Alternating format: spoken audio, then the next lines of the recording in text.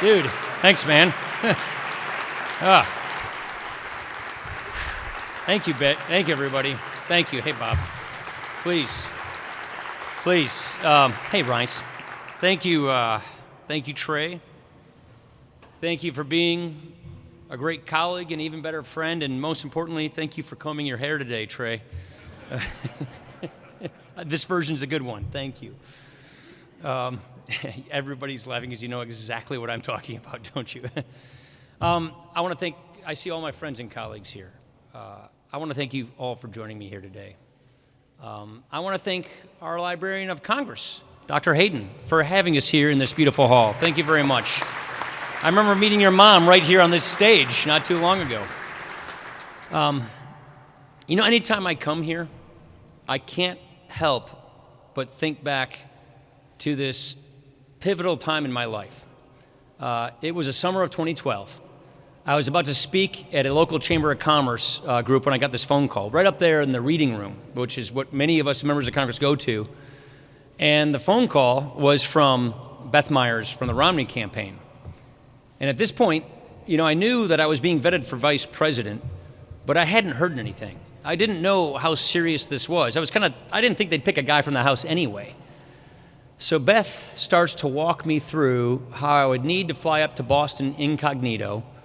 She goes through all these logistics of what is about to occur, and it just starts occurring to me that my life, my family's life, is about to change dramatically. And that call was right outside that door there. We hang up, I go up to the reading room and give that speech, and then I realize I've got to go vote on the floor. It was the last votes before the August recess. So at this very moment when I want to be alone with my thoughts, I walk right into a swarm of colleagues and reporters just keeping mum. It's one of those inflection points you just remember at certain crossroads in your life. This building, that moment, it reminds me right now that your plan, your direction can change in an instant. I've had a number of improbable turns in my life. I don't know what's next.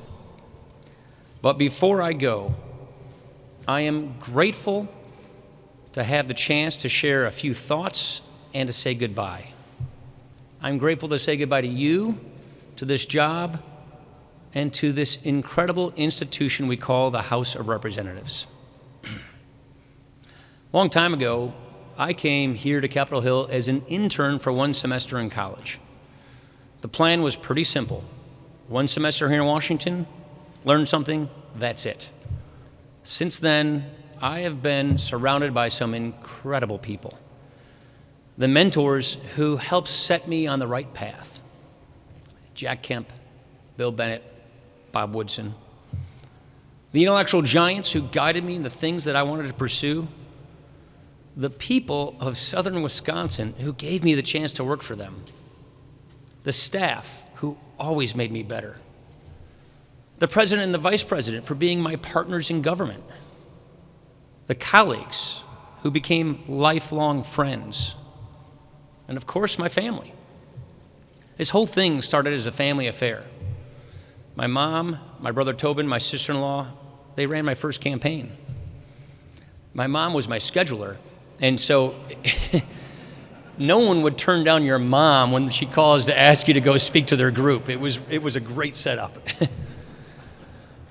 But it ends with family too. I would not have been able to serve as speaker were it not for the sacrifices that Jana, Liza, Charlie, and Sam made. Being a husband and a dad is everything to me. So we have come a long way together in this improbable journey. So from the bottom of my heart, thank you all. Thank you.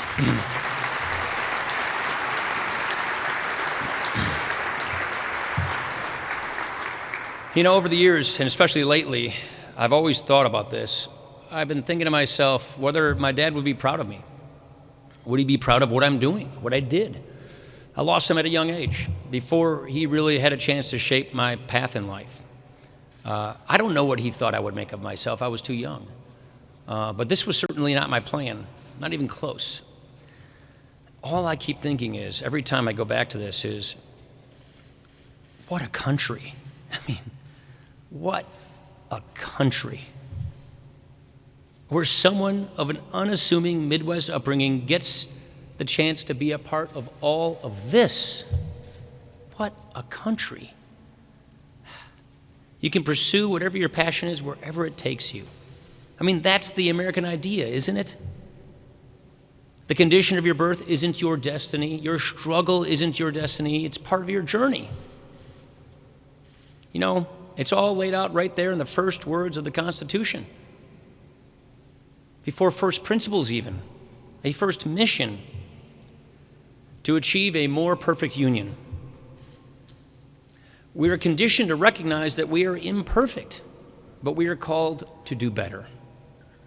So we revere these beautiful founding principles: liberty, free enterprise, consent to the governed, and then we go to work to apply them to the problems of the day. And we build up the country's fundamental resilience, the antibodies that protect us from whatever is going to come our way. That's how we advance the American idea. That's how we build a more confident America. As Trey said, as all my colleagues here know, I never wanted to become speaker. I was just a policy guy. I like to think I still am. But what I realize now is you don't really become speaker. At least I don't see it that way. I don't see power as something you take for yourself. It's not a prize to claim or a trophy to raise. You accept a temporary trust to be a steward of the greatest legislative body in the world. And it is an awesome thing. Again, just recently, the people have spoken. And soon the House will become the care of a new majority and what I know will be a spirited Republican minority. I wish the next leaders well. But it is precisely because this is so momentary, it's because you are here for just a small part of history that you are inspired to do big things. And on this score, we have achieved a great deal. We have much to be proud of. 3 years ago, when we last gathered in this hall, we began a great journey to set our nation on a better path, to move our economy from stagnation to growth, to restore our military might, and we have kept our promises. This House is the most productive we have had in at least a generation. To date, we have passed 1,175 bills, more than half of them with bipartisan support. And, because it is my duty as Speaker, nearly 750 of those bills are still stuck in the United States Senate. But the rest of them made it into law, and that's an enormous achievement. Now, we have taken on some of the biggest challenges of our time, and we have made a great and lasting difference in the trajectory of this country. We began a historic rebuilding of our military and our national defense. We enacted new tough sanctions on some of our biggest foes. We ushered in a new career and technical education system, something so many of us have been talking about for so long. Record regulatory reform to help small businesses. A long-sought expansion of domestic energy production to be followed by America's new energy dominance. To stem the tide of opioid addiction, the most significant effort against a single drug crisis in congressional history. Criminal justice reform to give more people a chance at redemption, making its way through. We're doing this all the way up to the end. A landmark crackdown on human trafficking that is already yielding results in saving lives. A VA with real accountability, and finally, better care for our veterans. And after years of doubt, years of the cynics saying that it could not be done, we achieved the first major overhaul of our tax code in 31 years.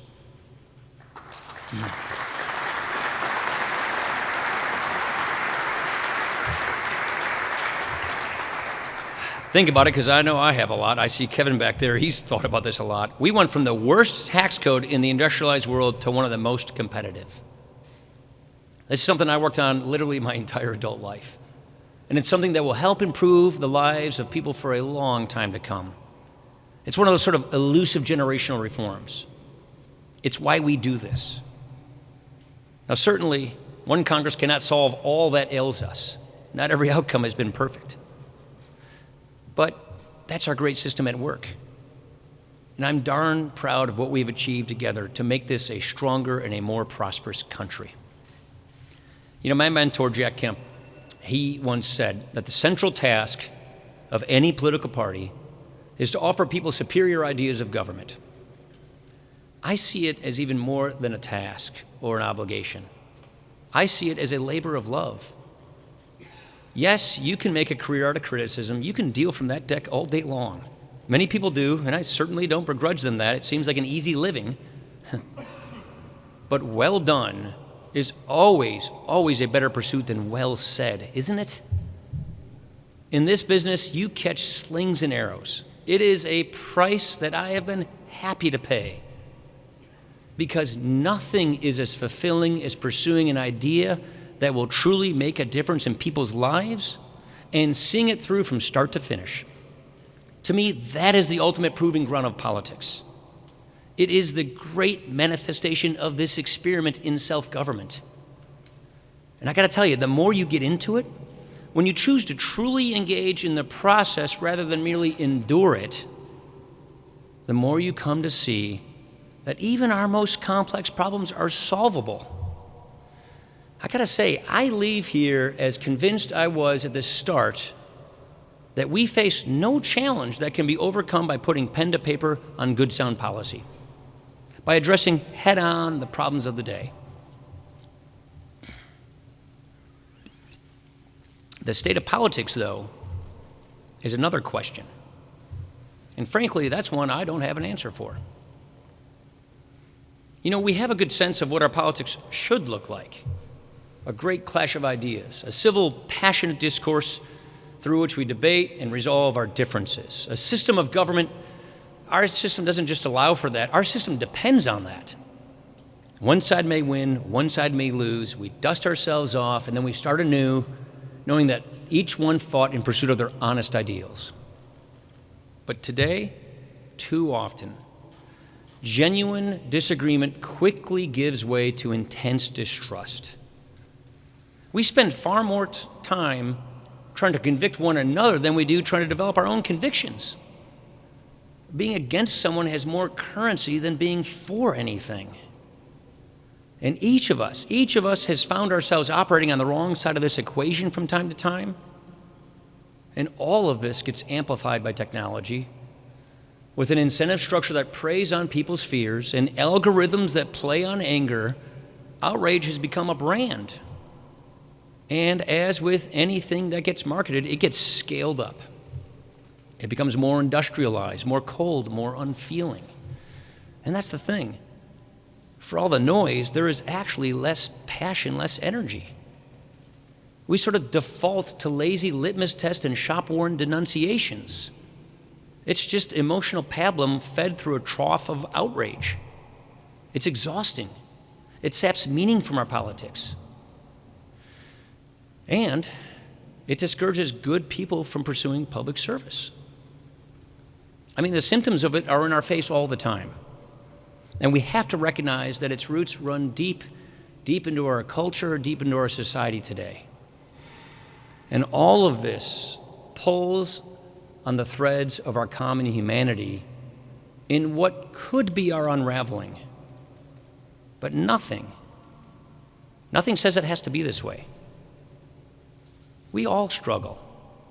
We are all fighting some battle in our lives. So why do we insist on fighting one another so bitterly? This kind of politics starts from a place of outrage and then seeks to tear us down from there. So, key question, how do we get back to aspiration and inclusion, where we start with humility and then we seek to build on that? I don't know the answer to that. What I offer today instead is something to keep in mind as we all try to navigate through this moment. Our culture is meant to be shaped not by our political institutions, but by the mediating institutions of civil society, of our community. These are the places where we come together with people of different backgrounds, churches, charities, teams, PTA meetings. It's where we build up our social capital, that currency that keeps us rooted to where we live and how we live with one another. Rediscovering that human connection is one lane on the road back to aspiration and inclusion as the guiding influences of public life. As I said, the drivers of our broken politics are more obvious than the solutions. And so this is a challenge I hope to spend more time wrestling with in my next chapter. I say, as I look ahead to the future, this much I know. Our complex problems are absolutely solvable. That is to say, our problems are solvable if our politics will allow it.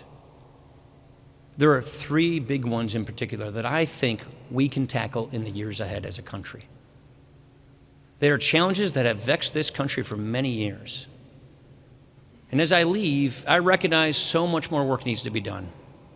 And if we get them right, we can be certain that this will be another great century for our country.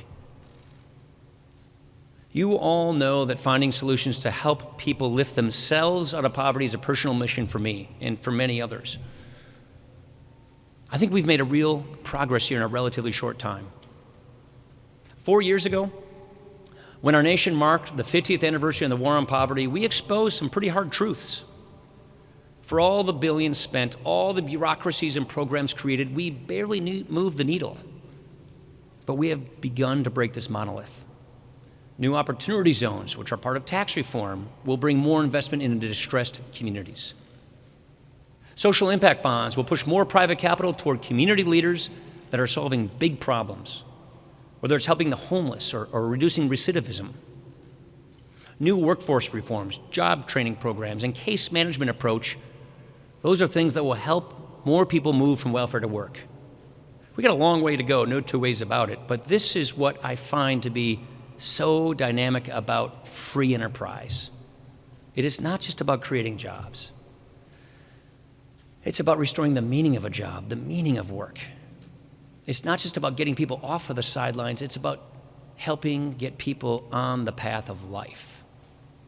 And I firmly believe that solving our poverty challenges once and for all will require not just a great undertaking, but a great rethinking of how we help the most vulnerable among us. And it begins with realizing that the best results come from within communities, where solutions are tailored and targeted for people's needs. This battle will be won eye to eye, soul to soul, and Bob, thank you for showing me that. We've got great advocates for welfare reform in our party, like my friend Tim Scott. But I challenge my party here. Do not let this issue drift from your consciousness. Every life matters, and every person deserves a chance to succeed. Let us keep advancing ideas to allow people to live lives of self-determination. This is great work, and we can achieve this. Second, I believe that we can be the generation that saves our entitlement programs. Frankly, we need to be. And I acknowledge plainly that my ambitions for entitlement reforms have outpaced the political reality, and I consider this our greatest unfinished business. You know, we all know what needs to be done. Strong economic growth, which we have, and entitlement reform to address the long-term drivers of our debt. Our revenue is about to return to its 50-year average. What continues to plague us is a mandatory spending system that is deeply out of balance and unsustainable. This was the case when I came here 25 years ago, and it is the case today. Not too long ago, few were willing to recognize the scope of this problem, let alone engage on solutions.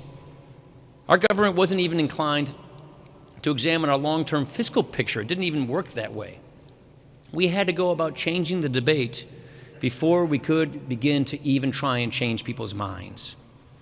You know, look, I'm proud that every year I was budget chairman, we passed in the House a roadmap to balancing the budget and paying off our debt, and that Tom Price and Diane Black did the same as well.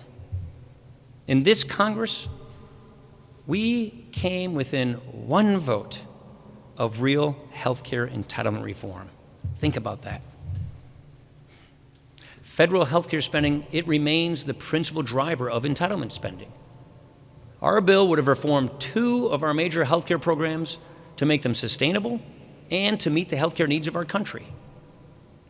So we have come a long way, and we are closer than people realize. And ultimately, solving this problem will require a greater degree of political will than exists today, and I regret that. But when the time comes to do this, and it will because it must, the path ahead will be based upon the framework that we have laid out to solve this problem. We can get there. We really can tackle this problem before it tackles us. Here's the third challenge that I think we will have to address as a country. We have to fix our broken immigration system. Right now, we are again locked in another short-term battle over one aspect of this issue. And no matter what the outcome is in the coming days, the larger problem will remain. The system will be in need of serious reform, and no less than our full potential as a nation here is at stake. But the right mix of policy solutions, it's there. Border security and interior enforcement for starters, but also a modernization of our visa system so that it makes sense for our economy and for our people, so that anyone who wants to play by the rules, work hard, and be a part of our American fabric can contribute. That includes the dreamers, those who came here through no fault of their own, and ultimately the undocumented population. In order to fix the system, you have to reset the system. In order to truly enforce the law, you have to get people right with the law. Again, we came closer in this Congress than people realize. And next year, the Supreme Court will make a ruling, and then both parties can and should go back to the table. Getting this right is an economic and moral imperative, and it would go a long way toward taking some of the venom out of our discourse. If we do these 3 things, make progress on poverty, fix our immigration system, and confront this debt crisis, we can make this another great century for our country. Look, I recognize that these challenges are ones we haven't made much progress on in recent years. But I got to tell you, I am confident we still have it in us to solve them. A good friend of mine recently commented to me that amid the frenzy of politics today, he's got more faith in our system of government than ever before. As he put it, in our system, really bad ideas, they get killed. And good ideas, they just take time. Our problems are solvable if our politics will allow it. I know it. I have seen it. In a confident America, we don't shrug our shoulders and we don't pass the buck. We roll up our sleeves and we get on with our work. A confident America leads the world too. Not with bluster, but with steady, principled action. Remember, history really does have a way of repeating itself. The democratic capitalist model again faces a generation-defining moment and test. Much of our day-to-day attention is focused on threats from illiberal regimes and radical Islamic extremism, as it should be. That said, I strongly urge leaders in both parties to devote more time and energy to the direct challenge that China poses to the West.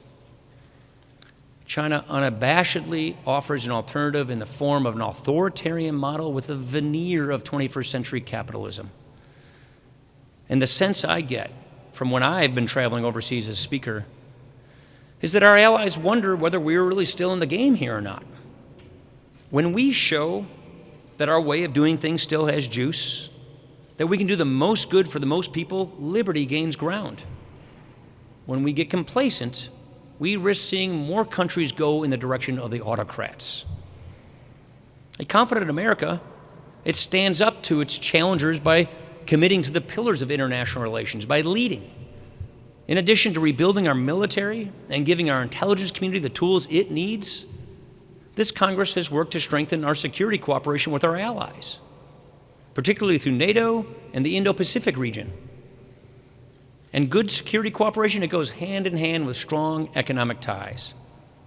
That's why we need to continue to pursue good free trade agreements that open up new markets to American-made products. There's a lot of effort on this front. It needs to continue. We don't want our competitors writing the rules of the road and shutting us out.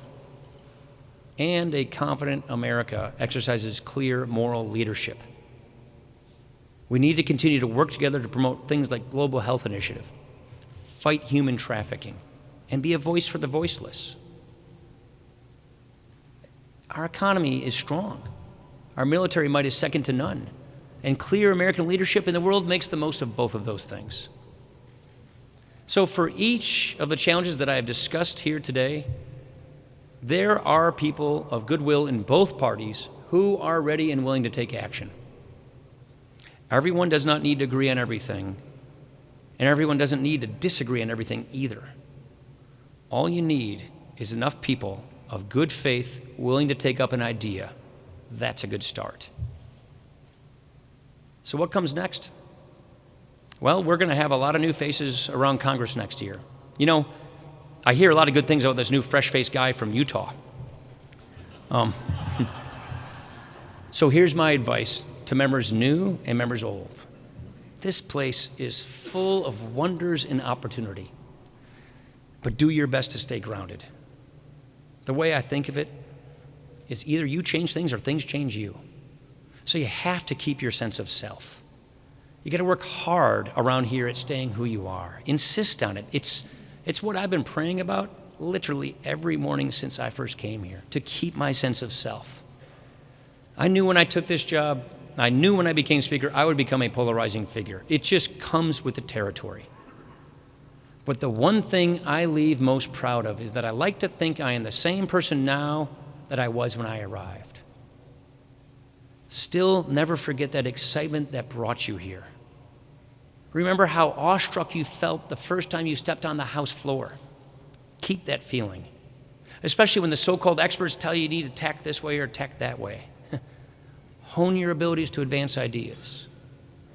Sit down with people who know more about something than you do. Listen, keep at it, invest in the process. You're going to hit roadblocks, that's okay. Give yourself some grace. But timing is everything. So you have to get it right. You have to be prepared. You may not get too many shots at it, so you have to be ready when the moment for action demands action. And focus on good relationships with your colleagues. Get to know people on the other side of the aisle. Get to know the human side of serving with people. Build personal relationships so that it's not just transactions. You want real relationships. Having real relationships, that will help you overcome pitfalls and build trust. I see a lot of real relationships right here in front of me. And most of all, when you give your word, you have to keep your word. It's really important. Give your word only, though, if you can keep it. And keep a balanced temperament, a sense of gratitude. Which brings me to this. To everything there is a season, and for me, this season of service is coming to a close. I have had the chance to do something that I love so much for so long, to do my small part to advance the American idea. And I leave as I came here, an optimist to the core. I wouldn't have it any other way. Nothing is impossible if you are willing to go out and fight for it. If nothing else, I simply ask you to remember one thing. We are each part of a larger story, a greater cause. And what we have here is a miracle. It really is. And this miracle has made us the most free and the most prosperous nation on earth ever. Cherish that. Marvel at that. Always dream big. Always raise your gaze. For just as remarkable as what we have achieved is what we have the capacity to do still. So here's to the people. Here's to the people's house. Here's to possibilities. Thank you for everything. God bless America. Thank you.